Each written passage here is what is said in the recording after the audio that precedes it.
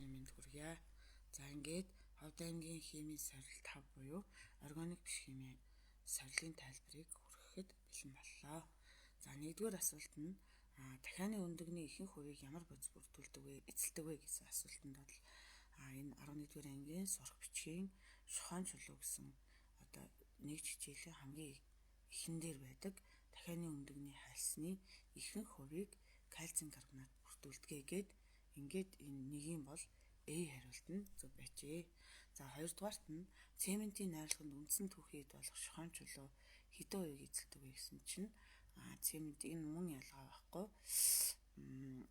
Чинь 11-р ангид байдаг. За 10-р ангийн сурах бичгийн 10-ны биш 10-р ангийн сурах бичгийн 9-р хуудсан дээр байна. За тэгэхээр номоо сайн уншаа гэсэн. Ном хэр сайн уншсан бэ? Өөрөөр хэлбэл хичээлүүд дээр үзсэн хичээлээ хэр зэрэг өөрийн болгосон бэ гэдэг ийм агуулгыг хамарсан тестүүд байна. За ер нь бол эсэлтийн шалгалтын тестүүд бол хөвчлэн сурах бичгээс орж ирдэг учраас бид нар энэ сурах бичгээ бол маш сайн унших бол шаардлага бол бий болж байна. За тэгэхээр цементийн найрлагад үндсэн түүхийд болох шухаан чулуу бол 60-аас 66% эзэлдэг гэж. Тэгэхээр энэ хоёрын бол A байсан байна. За ингээд энэ хэсгийг бол уншаад жийжилсэн байхад иймэрхүү хэлбэрийн тестийг бол хялбархан хийх боломж байна. За цементийн бат бэхийг сайжруулагч бодисыг сонгороо гэхэд тэгэхээр энэ дээр бол цементийн бол бат бэхийг сайжруулагч нь цахиурын диоксид буюу SO силициум А2-ыг бол 17-оос 25%-аар бол нэмж өгдөг баг. Бат бэхийг сайжруулагчаар юу хийж өгдөг вэ гэхээр бат бэхийг сайжруулагчаар силициум А2-ыг хэрэглэдэг баг. Силициум А2-ыг бол бат бэхийг сайжруулагчаар хэрэглэнэ гэдгийг маш сайн цээжилсэн хүүхэд бол энэ тестийг бол хийх боломжтой. Гэхдээ яг өөрийн болгоогүй байвал энэ тест бол алдах магадлал бол өндөртэй. За ингээд бат бэхийг сайжруулагч нь юу байдаг вэ гэхээр энэ ард доош тий. Бат бэхийг сайжруулагч гэсэн учраас бат бэхийг сайжруулагч нь силициум А2 бол 17-оос 25% цээжилсэн мэдлэгийг шаардсан тестүүд байна. За тэгэхээр энэ дээр бол силициум А2 буюу A хариулт нь байжээ. Мэдээж хийн төлөв байдалтай SO2 бол биш. За энэ байх боломжгүй. Энэ хоёр биш юм байна. За ийм учраас A хариулт нь зөв байжээ. За дараагийнх нь үржил шимгүй энэ тестэнд холбоогүй мэдээллийг доор нь оруулсан байна. Үржил шимгүй хүчлэг болж бохирдсон хөрсийг саармагжуулт шимт ижилтэй хөрс бий болгоход хэрэглэгддэг бодис юу вэ гэхээр ер нь шухаан чулууны 2-3 хэрэглээ байгаа шүү дээ. За нэгдүгüүрт нь яах вэ гэвэл барилгын материалын үндсэн түүхийд болгож хэрэглэнэ. За хоёрдугаарт нь бохирдлыг бууруулах гэсэн хамгийн чухал хэрэглээ байгаа. За бохирдлыг бууруулахдаа яах вэ гэвэл ерөнхийдөө бол бохирдлыг бууруулах чиглэлээр ямар 3 чиглэл хэрэгжилж ийн вэ гэхээр нэгдүгüүрт нь хөрс байна, хоёрдугаарт нь ус байна, гуравдугаарт нь агаар байна. За энэ 3 хэсэг бол хүчлэг байх тусмаа ер нь бол хүн амтан ургамлын хэвийн үйл ажиллагаанд бол саад учруулж эхэлдэг. За тийм учраас энэ хүчлэг байгаа юм дээр кальцийн карбонат буюу кальцийн оксид гэсэн ийм суйрлаг бодисыг ингээд нэмээд өгөхөөр энд бол саармаг бодис үүсгдэг учраас саармагжуулж шимт шидэлтэй хөрсийг бий болгодог гэхээр энэний бол дөрвийн бол A хариулт нь бол зөв байсан байна. Яагаад гэвэл үржил шимгүй хүчлэг болоод ирэхээр ер нь бол байгаль орчинд сөрөг нөлөөтэй байд юм байна. Хөрс ус агаар нь. Тийм учраас энийг суйрлаг бодисоор бол саармагжуулах шаардлага бол үүсдэг юм байна. За дараагийн тест нь бромын хайлгацыг нь хасах 7 гинэ. За тэгэхээр энэ тестийг хийхдээ ингээ байгуулчвал илүү хялбар юм шиг санагддаг. За нэгдүгээрт нь бол энд бол хасах 7 градус. За энэ температурын утгаа авъя. дээд градус гэсэн мэгчтэй. За тэгээд энэ дээр бол 59 градус. За асгтолоод хайлна гэдэг бол хайлах гэдэг нь юу гэсэн үг вэ гэхээр бодис хатуу төлөвөөс шингэн төлөвч шилжихийг хэлж байгаа. За энэ 59 градусд буцлах гэж. Буцлах цэг нь юм байна. Хайлах нь юм байт юм байна. Буцлана гэдэг бол бодис шингэн төлөвөөс хийн төлөвт шилжинэ гэсэн үг. За тэгэхээр хасах долоогоос бага байх юм бол бром бол яах вэ гэвэл бромын төлөв байдал нь бол хатуу байна. Харин 7-оос хасах 7-оос 59 градус 58 градус хүртэл бол шингэн төлөвт байна гэсэн үг. Харин 59-ээс дээш болоод ирэхээр бром бол хийн төлөв байдал шилжиж эхэлдэг байна. За тэгэхээр өрөөний температур гэж байна. За өрөөний температур гэдэг нь ер нь бол 20 градусыг бол хэлдэг.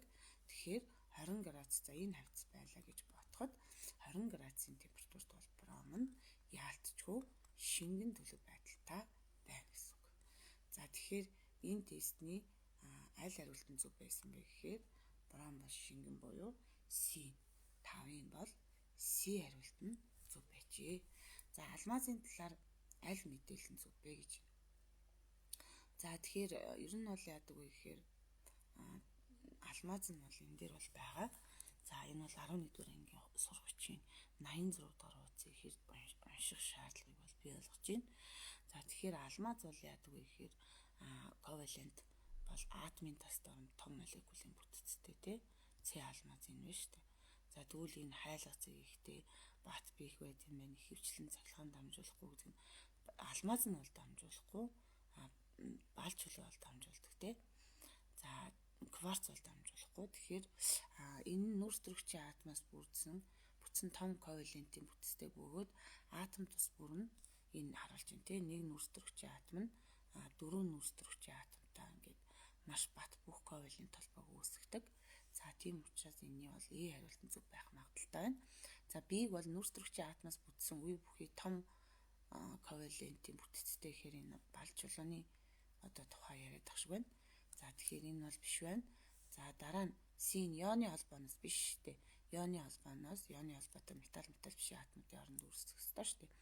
Эд нь нүрс төрөгчийн атомоос тогтсон жижиг молекулын бүтцтэй бөгөөд 3 гэдэг энэ угаасаа биш байна. Тэгэхээр ерөөсөө 6-гийн бол A хариулт нь бол зөв байсан байна гэдгийг харуулж байна.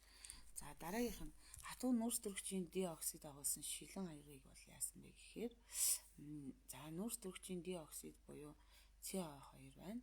За энэ бол хатуу байсан юм байна.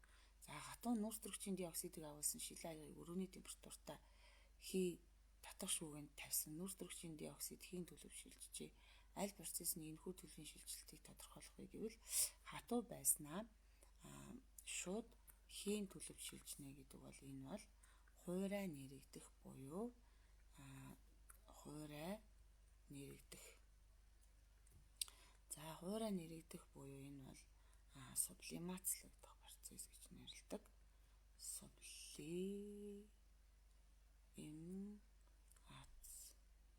Сублимацийн процесс гэж бол нэрлэдэг. Тийм учраас хуурай нэрэгдэх буюу 7-гийн бол D хариулт нь зөв байсан байна.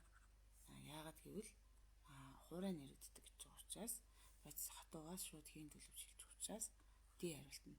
Нэгэн цагаан өнгийн бодисын 730 градус температур тайлдаг бөгөөд цахилгаан дамжуулах чанаргүй. 730 гэдэг бол харьцангуй өндөр температур. За харьцангуйгаар өндөр температур цахилгаан дамжуулдаггүй боловч усанд уусгахад цахилгаан дамжуулна. Энэ бодис ямаас тэгэхээр энэ ардаа энэ дээр бол ионы тас дорн тойрон бүтцтэй нийлүүд нь хатуу төлөвтэй цахилгаан дамжуулахгүй мөртлөө уусмал ба хайлмал байдалтай цахилгаан дамжуулдаг гэж байна.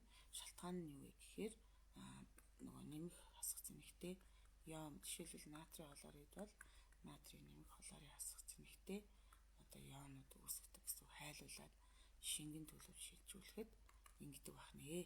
За тийм учраас энэ бол ионы тас дорн тойрон бүтцтэй гэдэг. Ерөөсөө ийм температур тайлдаг. Нэгдүгээрт нь энэ градус нь харьцангуйгаар өндөр байна. Хоёрдугаарт нь хайлдаг ба цахилгаан дамжуулдаггүй боловч хатуу байдалтай цахилгаан дамжуулдаггүй боловч усанд уусгахад цахилгаан дамжуулдаг гэж байгаа учраас Ерөөсө хоёр дахь төрхүүл түлхүүр нь энэ байна. Тэгэхээр D хариултан зөв байжээ. Агаарыг бохирдуулагч бүхрийн диоксидын талаар аль мэдээлэл нь буруу вэ гэж. За эсдэг нь болохоор ингэж байна. Каталитик хувиргагчийн тусламжтайгаар машины утаанаас ялгарах хийнээс бүхрийн диоксидыг зайлуулж болно гэж. Энэ бол боломжгүй юм.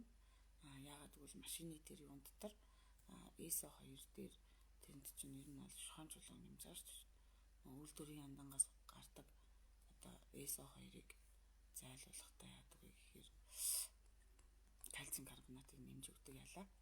Тэгэхээр энэ дээр нөгөө гипс үсээд тэрнээс болоод энэ одоо тэр машины янд нь чинь бөглөрөх эрсдэлтэй учраас энэ боломжгүй. За дараа нь боломжгүй энэ гэсэн үг. Тэгэхээр эсийн бол хариулт нь бол буруу мэдээллийг олгосон учраас энэ зөв байна. За бүхрийн диоксидыг кальцийн оксидтэй уруулд оруулснаар цахилгаан станцын утаанаас зайлуулж болдог. SO2 кальцийн карбонат чинь задраад кальцийн оксид үүсэж байгаа шүү дээ. За тэгэхээр энэ бол ерөөсөө B нь бол зөв байна. Гэхдээ буруу хариултыг олгосон учраас биш. Бүхрийн диоксид нь амьсгалын замын асуудал үүсгэж болдог зөв. Бүхрийн диоксид нь хүчлэг бороо үүсгдэг зөв. Бүхрийн диоксид агаарт байх хүлцэх хавууламж нь 24 цагийн дотор ийм байна гэд. Ингээд зөв байна. Тэгэхээр буруу хариулт нь бол хариулт нь зөв байжээ. Доорх мэдээллийн аль нь азот яагаад уруулын идэх муутайг хамгийн сайн тайлбарлаж байна вэ гэхээр азот бол дан байдалтай 2 атомоос тогтдог. За яагаад 2 атомоос тогтдог вэ гэхээр азот бол гадаад хавраандаа ослоогүй 3 электронтой. За тэгэхээр острогчоос бусад бүх элементүүд бол гадаад хавраандаа бол 8 электронтой болохыг эрмэлздэг электронтой болоод доктортой электронд бүтцийг үүсгэждэг учраас энэ дунд бол гурвалсан холбоо байдаг. За тэгэхээр энэ дээр бол нэг ширхэг гурвалсан холбоо байгаад тэгээд хоёр ширхэг гурвалсан холбооны нэгэн сигма байгаад хоёр нь пи холбоо байдаг тийм ээ. За тийм учраас маш хүчтэй азотын молекул дахь гурвалсан холбоо бол маш хүчтэй байдаг учраас энэ холбоо бол хамгийн хүчтэй холбоо шүү дээ. Маш хүчтэй холбоо байдаг учраас урлын идэх муутай өөрөөр хэлбэл энэ холбоог таслахад өндөр энерги зарцуулагддаг учраас урлын идэх муутай байдаг гэд ингээд 10-ын бол C хариулт нь зөв байжээ. За илүүдэл аммиакийн уусмал нэмэхэд аль бодис нь өнгөгүй уусмал үүсэх вэ гэж асуусан байна. За тэгэхээр аргентум холоорын цагаан өнгийн тунц чи яадаг вэ гэхээр NH3-ын уусмалтай оролт орохороо энэ султаа нь ордон шүү дээ. Концентрацтай бүр илүү сайн орно гэсэн үг. За энэ нөхцөлд аргентум NH3 2 дахин тэгээд холоор үүсгдэгтэй уусмал үүсгдэг шүү дээ. Энэ бол солроосон тань оролт ордог. Аргентум бромын хатан бол NH3-ын бол энэ нөгөө энэ чинь цагаан өнгийн тундас энэ бол цайвар шар тундас. За дараа нь аргентум йод бол ямар өнгийн тундас вэ гэхээр шар өнгийн тундас гээд энэ гуруулаа ингээд баг ойролцоо цайвар өнгөтэй байдаг учраас энэ өнгийг ялгахын тулд аммиакийн одоо энэ бол нөгөө мөнгөний холорид бол аммиакийн концентрацтай сулруулсан хоёулантай нь бол уралд ордог байна. NH3-ын концентрацтайгаар ч уралд орно. Сулруулсантай ч уралд орно. Гэтэл мөнгөний бромид бол NH3-ын сулруулсантай бол уралд орохгүй мөртлөө концентрацтайтай уралд ороод энэний өмнө хоёрыг тохиосон байна. Аргентум NH3 2 дахин за ингээд бромын бол уусмалыг бол үүсгэдэг. Аргентум йодын хатуу бол NH3-ын концентрацтайтай ч уралд орохгүй, сулруулсантай ч уралд орохгүй. Тийм учраас энэ аргентум йод ялгардаг ялаа. Энэ гурван тунцыг бие биенээс нь ялгахын тулд энийг ашигладаг. Тэгэхээр энэ дээр бол мөнгөний хлоридын өнгөө уусмал үүсгдэг нь мөнгөний хлорид байна. Азотын 2 оксидын ердийн нөхцөлд бол хөрөн өнгөтэй хийгээд ингээд 12-ын бол B дандаа цээжсэн мэдлгүүдийг шаардсан тестүүд байна тийм ээ. За дараах хайшуудын аль нь үндсэн бүрэлдэхүүндээ зис болон цайр хоёрыг агуулдаг вэ гэж асуусан байна. За тэгэхээр 13 дээр бол зис цайр хоёрын холимгийг бол бид нар 70% зис байгаад 30% цайр байвал энийг бид нар юу гэж нэрлэдэг вэ гэхээр гуйл гэж нэрлэдэг юм. Тэгэхээр гуйл бол энэ юм байна. Ган гэхээр одоо нүүрс төрөгчийн агуулмжаас хамаарат өөр байдаг байна. нэ. За дюралумин гэдэг бол хөнгөн цагаантай хайр шиг хэлдэг шүү дээ, тийм ээ. За дараагийнх нь 14-т нь металл хүчилтэй харилцан үйлчлэнэ гинэ. За тэгэхээр энэ металлын за 14 дээр тестийг хийхин тулд бид нарт за ямар нэгэн хүчил бол хэрэг болно. За ямар ч хүчил мэддэхгүй байгаа нөхцөлд бол энэ дээр давсны хүчил ч юм уу нэг ийм хүчил авчихад болдог. За ингээд захын металл холоор за энэ металлын валентийг хэдээр тооцох вэ гэвэл x-ээр тооцъё. Яагаад гэвэл мэддэхгүй байгаа учраас. За тийм учраас x-ээр тооцоод үзье бүгдээрээ. За металл бол x валенттай. Холоор металлтай нэгдсэн нөхцөлд бол 1 валенттай. Ингээд металл x дээр нэмэх нь H2 гэдэг. За урлагийн тэгшлэлийг тэнцвүүлэхийн тулд энэ хоёроо үржүүлээд энэ дээр 2x-ийг тавихаар энд x-ийг тавина. Энд 2-ыг тавина, энд 2-ыг тавина. За энэ бол 0.2 мол металл хүчилтэй харилцан үйлчлэнэ. Энэ бол 2 мол байгаа учраас өмнөх коэффициентийн наа тий. За тэгсэн чинь энэ дээр яасан бэ гэхээр 448 литр бол острогчийн хэв үүссэн. За тэгээд энэ дээр бол хэвийн нөхцлөөр л авч явах шиг ямар нөхцөл мэддэхгүй байна тий. За ингээд харгалзаа пропорц зохиоё. За 0.2 мол металлыг авахд хүчилтэй оролд ороод 448 литр острогчийг бол үүсгдэг юм аа. За 2 мол металл хүчилтэй оролд ороход 22.4x острогчийг бол үүсгдэг. За ингээд 22.4x-ийг үржих нь сөөлжлээд үржүүлээд тэнцвүүлж штэ. 2-ыг үржих нь 448 гэсэн ч болно. Эсвэл энийг x гэж бодоод x-ээ олохдоо x-ийн эсрэг талын үржүүлээд энд хуваана гэсэн. Өөрөөр хэлбэл энийг шууд доош оруулаад гоочих болно гэсэн үг шүү дээ. 22.4x тэнцүү тэр хоёр чинь доош ороо энийг доош нь оруулж хуваасан шүү дээ. 0.2 үлдчих шиг байна. 0.1 үлдчих доор нь. Тэгэхээр энэ 44.8 болно. X тэнцүү 2 буюу 14-ийн бол B буюу металл нь 2 валенттай байсан байна. За зэсийн купороос осмолт төмөр хадаас хийхэд гэхээр зэсийн сульфат бол яг 5 молекул устай тас тавс байлаа гэж бодъё. За тэгэхээр уусмалт гэж байгаа учраас энийг хэмжээний усанд хийж уусгасан гэсэн үг. За тэгэхээр купрум месадурын цэнхэр өнгийн уусмал бол үүснэ. За энэ зэсийн сульфат дээрээ төмөр хадаас хийх гэж штэ. Тэгэхээр эндээс феррум месадур дээр нэмэх нь зис үүсдэг гэсэн. Тэгэхээр энэ бол нэгдэх задрах халахын айл уруулна гэхээр халах уруулгийг ингээд 15-ийн B хариулт нь зөвлөсөн байна. За хөнгөн цагаан нь идэвхтэй боловч агаарт идэвхгүй шалтгааны юутай холбоотой гэхээр мөн сургачийн агуулгыг бол шаардж байна. Энэ яадаг вэ гэхээр хөнгөн цагаан харцангуй идэвхтэй металл учраас агаарын хүчил төрөвчтэй оролд ороод ингээд хөнгөн цагааны оксидыг бол үүсгдэг. За энэ оксид нь яадаг вэ гэхээр энэ оксидын бүрхүүл нь бол цааш яадаг вэ гэхээр агаарын одоо хүчил төрөвчтөө оролд бишээ зэвэрх короз гэдэг чинь зэвэрч идэгдэггүй шалтгаан нь короз гэдэг чинь яадаг вэ гэхээр уус болон хүчил төрөвчтөө оролд ороод ингээд өөр нийлүү үүсхийг хэлнэ шүү дээ. Гэтэл энэ дээр бол энэ оксидын бүрхүүл нь бол хамгаалтын бүрхүүл үүсгдэг. Энэ хамгаалтын бүрхүүл нь цааш усны молекулыг уралд ордоггүй учраас ингээд энэ 16-гийн бол D хариулт нь зөв байжээ. Уялаг үснэгтийн нэг үеийн дагуу зүүнээс за тэгэхээр 17 дугаар тест бол үеийн дагуу хойшлоход зүүнээс баруун тийш явахад бол элементийн атомын радиус бол хэрхэн өөрчлөгддөг вэ гэж асуусан байна. За энэ бол сурах бичгэн дээр бол байгаа. За энэ аль сурах бичгэн дээр гэдэг вэ гэхээр 11-р ангийн сурах бичгийнхаа аль хуудсан дээр байна гэхээр за энэ байна. За тэгэхээр уялаг үснэгтийн үеийн дагуу хойшлох тусам яадаг вэ гэхээр атомын радиус бол буурдаг. За энд харагдчихээн те.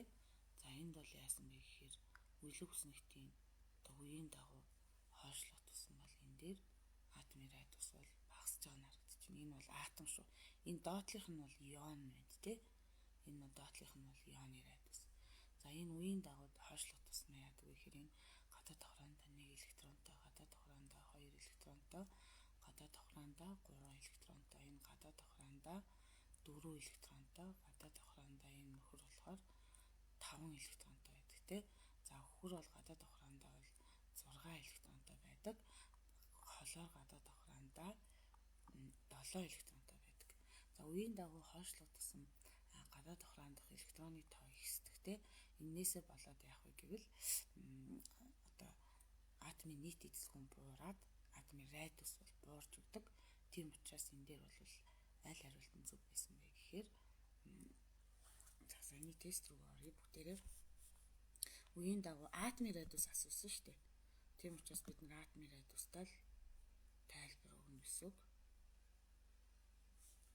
За атомын радиус бол үеийн дагуу хойшлох тусам нэг үеийн дагуу зүүнээс гэдэг нь эндээс саяных шүү дээ.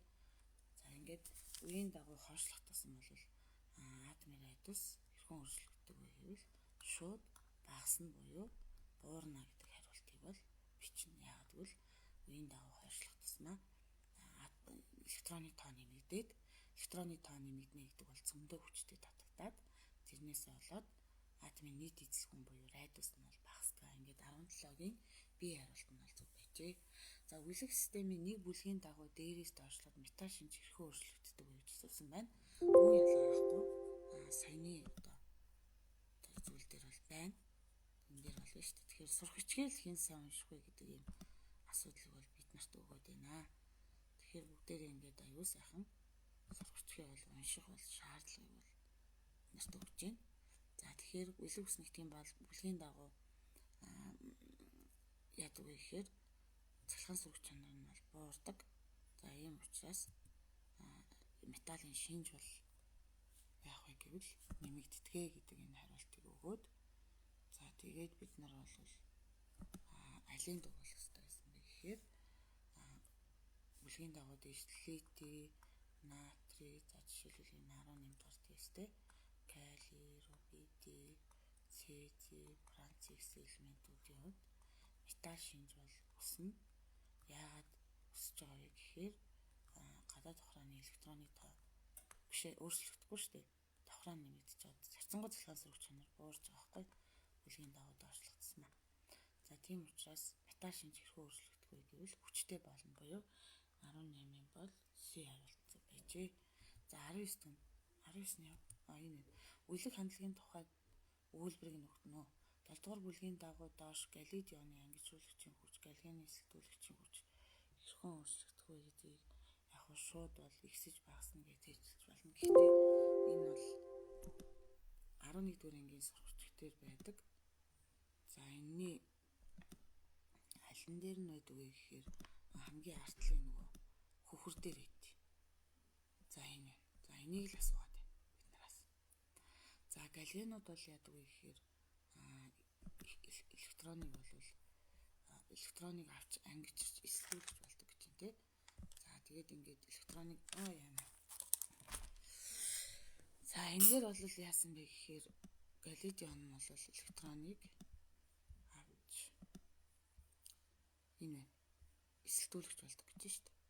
Эсэлдүүлэгч болно.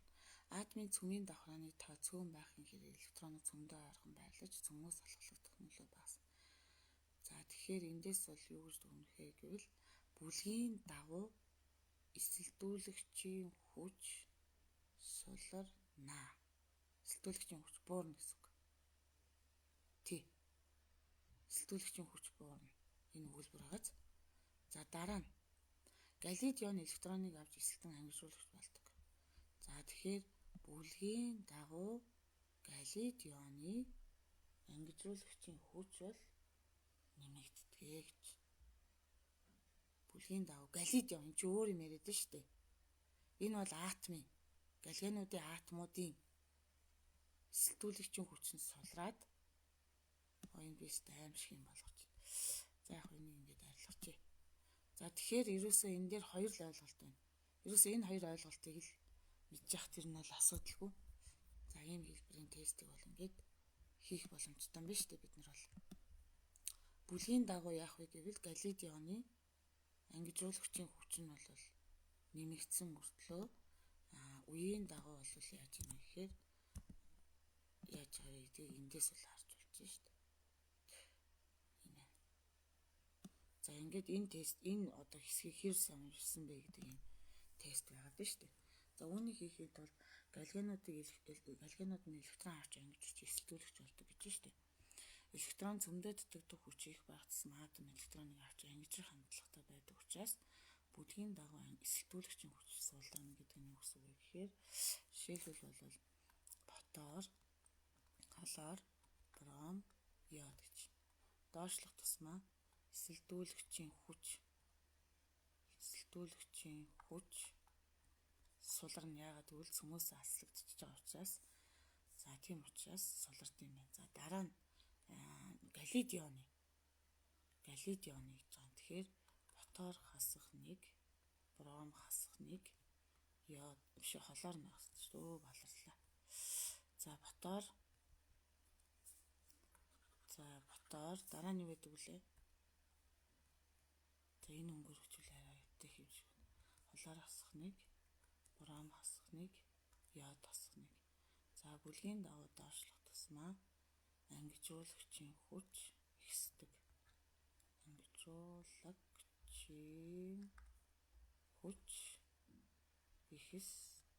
Эсрэгээр юм байна шүү. За тэгэхээр бүлгийн дагуу ионы эхлээд ионыхаа асуусан юм байна. Ангижуулагчийн хүч нь ихсээд эсэлтүүлэгчийн хүч буурна буюу 19-ийн аль байсан бэ гэхээр бол И хариулт нь бол зөв байжээ. 19-ийн И байсан байна. Өөрөөр хэлбэл сурах бичгээ хинжсэн уншсан бэ гэдгийг дандаа шалгаад байна. За 20 дугаар тест. 3 дугаар үеийн элементүүдийн оксидуудын шин чанар зүүнээс баруун тийш хэрхэн өөрчлөгддөг вэ гэсэн асуулт байна. За энэ бол мөн ялгаа байхгүй яг 11 дугаар ангийн сурах бичгээр бол байдаг. За тэгэхээр 3 дугаар үеийн элементүүд бол яг энэ 11 дугаар ангийн сурах бичиг юм. Оксидын шин чанар гэсэн шүү дээ. Оксидын шин чанар чи энд байгаа. За энэ дээрээ дарахгүй болохоор ингэж яагаад вэ? За энэ дээр гэж. За 3 дугаар үеийн элементүүдийн одоо оксидуудыг хараад үзэх юм бол энэ дээр бол шүлтлэг буюу суурийн шинж байна тий. Энэ суурийн шинж энэ биш үү? Энэ биш үү? Энэ нартаа 3 дугаар үеийн элементүүд натрий, магний, хөнгөн цагаан, цахиур, фосфор эхлээд суурийн шинжтэй байна. Дараа нь хөнгөн цагааны оксид ампер шинжтэй хүчил суурийн аль альтай нуралд ордог шинж. Суурийн оксидын шинж нь бол зөвхөн хүчилтэй уралд ордог тий. Хүчлийн оксидын шинж бол яаж юм бэ гэхээр суурьтай уралд ордог тий. За тэгэхээр 3 дугаар үеийн элементүүдийн оксидуудын хувьд бол үеийн дагуу хойшлох тусмаа яаж юм бэ гэхээр суурийн оксидоос ампер оксидоос за уучлаарай маш муухай зурж байна. За хүчлийн оксидын шинж рүү хэлбэж байна. За тийм учраас саяны тест бол аль нь байсан бэ гэхээр 20 суурийн ампер хүчлийн буюу 20 бол аль нь байсан бэ гэхээр B хариулт нь зөв байж. За нэгэнт 21 дугаар тест ийш орсон байгаа учраас энийг нэмсэн хийчихье. Яндан доторх хөхрийн дөрвөн оксидыг бохирдсон утааг саармагжуулах зорилгоор явагддаг уруулыг сонгох гэхээр мөн ялгаа байхгүй. Сурах бичгээ хэр сайн уншсан бэ гэдэг л ийм л юм явагдаад байна.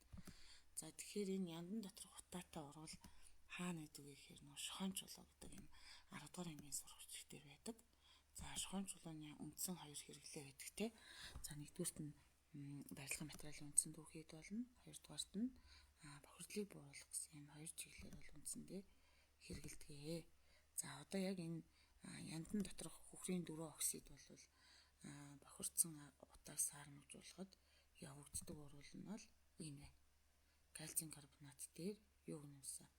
SO2-ыг нэмээд O2-ыг нэмээд кальцийн SO4-ыг нэмэх нь CO2 гэдэг энэ уруулыг л асуугаад байна. Тэгэхээр энэ нь бол байнга орж ирдэг одоо хэсгүүд учраас бид нар бол энэ тестүүдийг бол цээжилсэн байхад бол асуудалгүй өөрөөр хэлбэл дандаа цээжилсэн мэдлэгийг шалгасан тестүүд л бол явагдаад байна. За жишээлбэл одоо би энэ дээр яаж бичиж болох хэрэгтэй байсан бэ гэхээр кальций CA3 дээр нэмэх нь SO2 нэмэх нь O2 тэнцүү кальций SO4 дээр нэмэх нь CA2 гэдэг энэ оруулыг л одоо цээжилсэн байхад бол ер нь бол асуудалгүй байсан байна. 21 болсон юм байсан байна. За 22 дахь нь нүүрс гэрчлийн хийг шохон усан дондор нэвтрүүлж кальцийн карбонат гаргадаг оруул яллаа гэж. За тэгэхээр нүүрс гэрчлийн хий бол томьёо нь юу вэ гэхээр CA2 шүү дээ тий. За ингээд шохон устай энэ бол маш олон ангиудад үздэг оруу шүү дээ. Тэгэхээр жил болгон шохоо үзэж байгаа энэ оруулыг бол цээжилсэн байхад хүчлийн оксид суурьтай орол дараад давс усыг үүсгдэг шүү дээ. Хүчлийн оксид гэж яагаад нэрлсэн бэ гэхээр хүчил үүсгдэг. За дээрээс нь С бол дээд валентараа байна тий. За тийм учраас энэ бол 22-ын С байжээ. За дараа нь бодис хөлднө гэдэг бол ямар төлөвөөс ямар төлөв шилжих вэ гэхээр бодис бол хатуу төлөвөөс за бодис бол хөлдөх гэдэг нь юу шилжих нэ гэхээр хатуугаас биш шүү дээ. Хөлдөх үед гэсэн шүү дээ. Тэгэхээр шингэнээс хий юм байна. Шингэнээс хатуу юм байна. За шингэнээс хатууд шилжихийг бид нар хөлдөх гэж бол нэрлэдэг. За тэгэхээр жижиг хэсгүүд нь бол мэдээд эмэг цэгцтэй болно. Эмэг цэгцтэй болно. Цэгцгүй болно гэж авчирс энэ аяг биш байна. Жижиг хэсгүүдийн энерги авна. За бодис бол экзотерм байдаг те алдна. Ингээд энерги алддаг буюу 23-ийн бол бие хариулт нь бол зөв байсан байна. За энийг яг хуу тайлбар хийж бас болно л доо. За ус нь маш бага температурт хайлдаг. Харин магний оксид нь маш өндөр температурт хайлдаг. Ямар учраас магний оксид өндөр температурт хайлж ийн вэ гэхээр магний оксид бол нөгөө зуухны доторлогоонд ашигладаг тий. За тэгээд энэ бол металл элемент юм аа. Энэ бол металл биш элемент юм аа. За ингээд металл бишийн атомуудын хооронд бол маш хүчтэй ионы холбоо бол үүсдэг.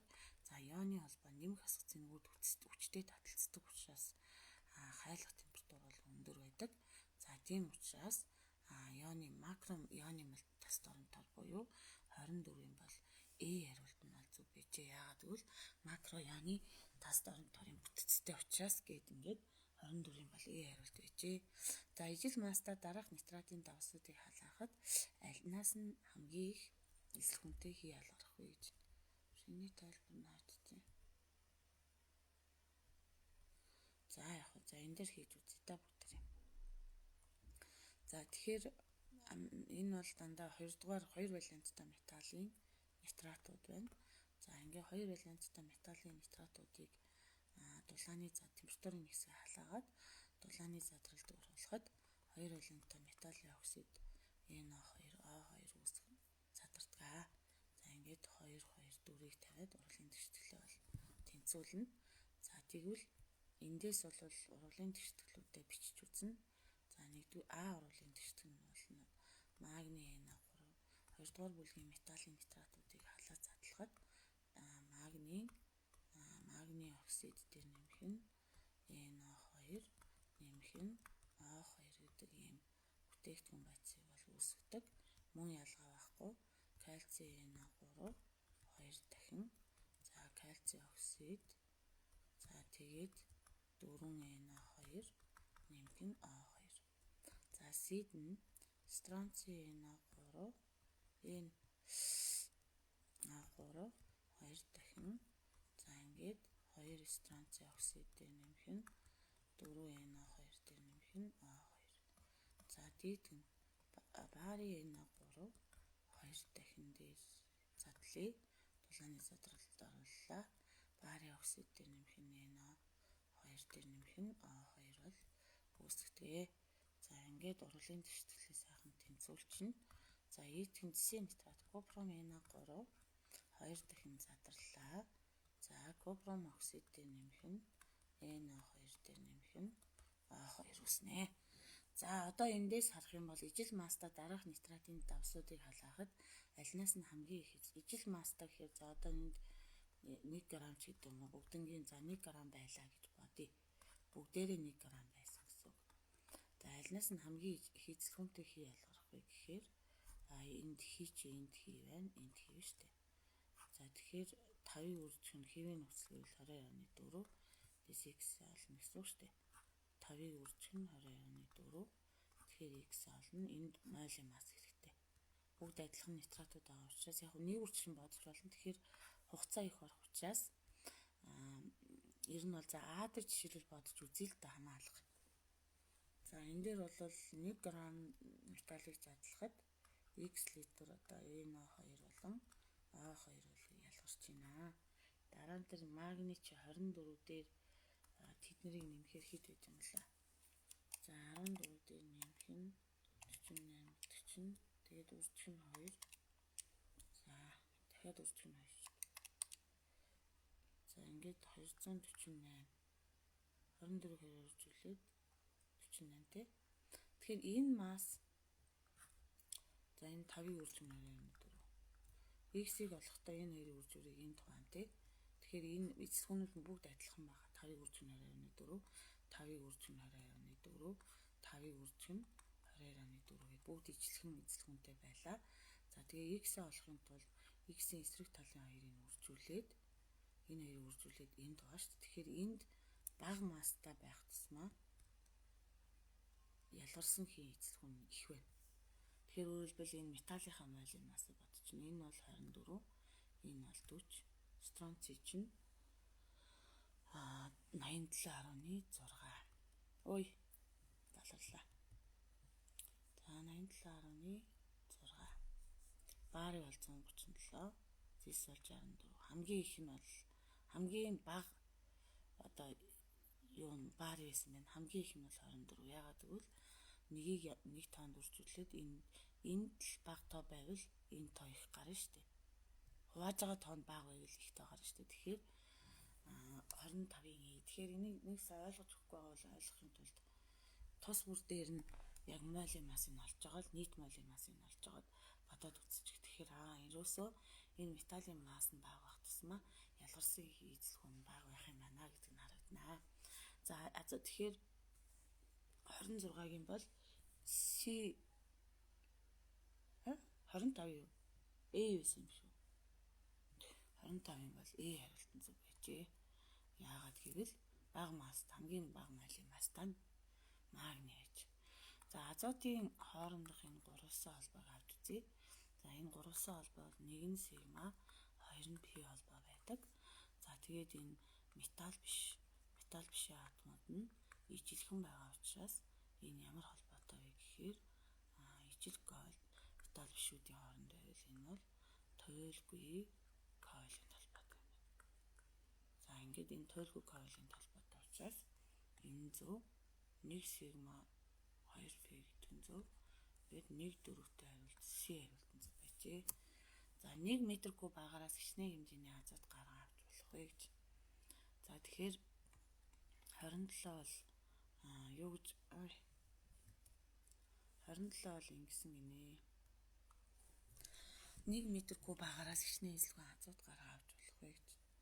За тэгэхээр агаар гэдэг бол ерөөсөө 78% нь бол эзэлгүүний агаарын эзэлгүүний 78% бол азот эзэлдэг. За 21 орчим хувийг бол хүчил дүүргэж. За 1% орчмыг бол нүүрс хүчлийн хий, нэрт хий гэсэн ийм бусад хийнүүд бол бүрдүүлдэг. За тэгэхээр 1 м куб агаар чинь нийтдээ 100% юм аа. Энэний чинь 78% нь азот гэдэг шүү дээ.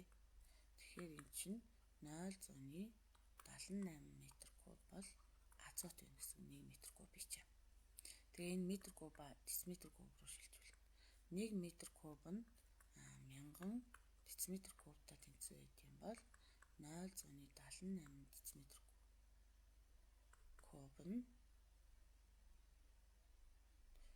баггүй би буруу шилжүүлж шүү. 1 дециметр биш ээ. 1 м куб нь за эсвэл пропорцийн аргаар зохиосон ч болно. Шилжүүлэгч фактораар зохиосон ч болно. Аль нь ч болно. За тэгэхээр энийг шилжүүлэхдээ 1 м куб гэдэг чинь 1000 дециметр кубтай тэнцвэр юм аа. Тэгвэл 0.78 хураагдахаар энэ хоёр харагдаж шүү дээ.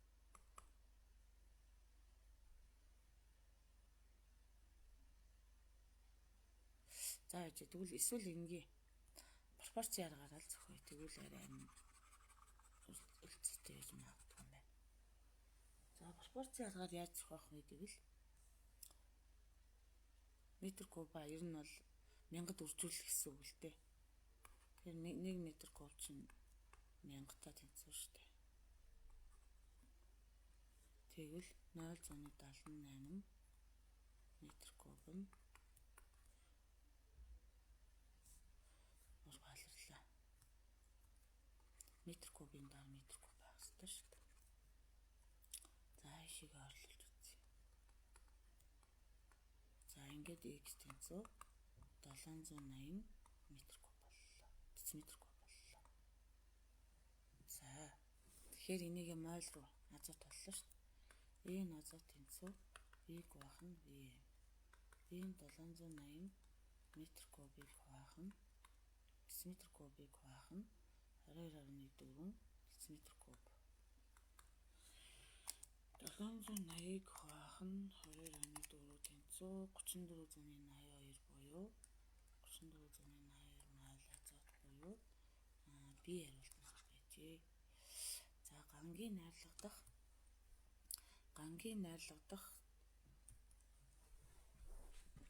гангийн найрлагадах нүүрстөрөгчийн агуулга хэсгэд гангийн шинж чанарт ямар өөрчлөлт ордог вэ гэхээр ган нь бол яадаг вэ гэхээр төмөр болон нүүрстөрөгчийн хайр шимаа гэж багхгүй ган.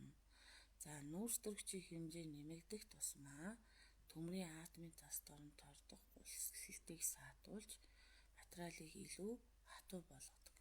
Гэвч үүнийг дагаад уян хатан чанар нь буурч цохилт болон ачаалалт хэврэг амархан нугардаг болдог. Ийм учраас хатуулагч чанар нь нэмэгдсэн мөртлөө хэврэг болдог гэд үцэг нь тэгэхээр аль хариултан зөв байсан бэ гэхээр хатуулагч чанар нэмэгдэж хэврэг болно гэсэн 28-ын бол B хариултан зөв байжээ. За магнийн дараасын хончлын энергиуд өгөгдөжээ. За 738. За гэтэл энэ дээр бол харцангуугаар нэгдүгээр тэгэхээр нөгөө магний бол гадаад тохроонд 12 дугаар элемент шүү дээ. Тэгэхээр электрон байгууламжийн томьёо 1s2 2s2 2p-ийн 6 3s2 тэ. За тэгэхээр магний гол гадаад тохроондоо 2 электронтой нэмэх магнигаа тойроод 3 давхраа үүсгэж байна тэ. За нэгдүгээр тохрооны электрон бол 2 байна. За хоёрдугаар тохрооны электрон бол 2 4 6 8 байна. Гуравдугаар тохрооны электрон 2 байна. За энэ электроныг салгахад 738 кJ мол энерги зарцуулт юм байна. Энэ электроныг салгахад 1451 кJ мол энерги шаардлагатай байт юм байна. Энэ дотоод тохрооны электроныг салгахад 7733 кJ мол буюу маш өндөр температур, маш өндөр энерги болол зарцуулж байна. Энэ ямар учиртай вэ гэхээр 3 дахь электрон зөндөө ойрох учраас буюу 29-ийн бол 3 дахь электрон дүүрсэн электрон давхаргаас бол сугарч байгаа учраас буюу тэгэхээр B хариулт нь арай оновчтой юм байна. 23-ын бол B юм байна.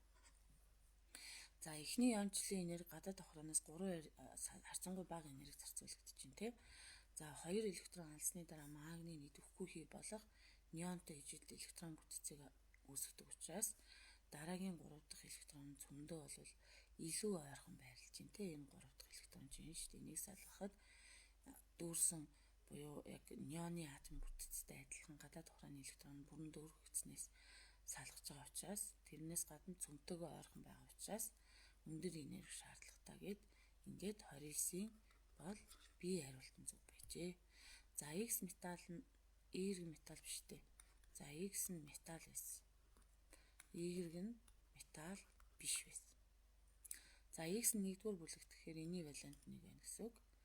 За нэгдүгээрт нь тэгэхээр энд 1 гэдэг чинь энд тэг 1 байж болно шүү дээ. Дараа нь X нь үйлэх системийн 2 дугаар бүлэг тэгэхээр металл энэ чинь 1 2 дугаар бүлэгт металл байрлах байхгүй юу? Чи металл байна. Энэ 6 7-д металл бишүүд байна. 1-р бүлэгт байрлаж байгаа металлууд бүгд 1 валенттай. 2-р бүлэгт байрлаж байгаа металлууд 2 валенттай. 6-р бүлэгт байрлаж байгаа металлууд металл биштэй нэгдэхдээ дандаа 2-оор нэгддэг байхгүй. 7-р бүлэгт байрлаж байгаа ботор холоор бромын йод чинь галогенууд гэсэн үг шүү дээ. 7-гийн А бүлэгт. Тэгэхээр энэ бол дандаа 1 валенттай байдаг байхгүй. Тэгэхээр энэтэй таарч ин тэ.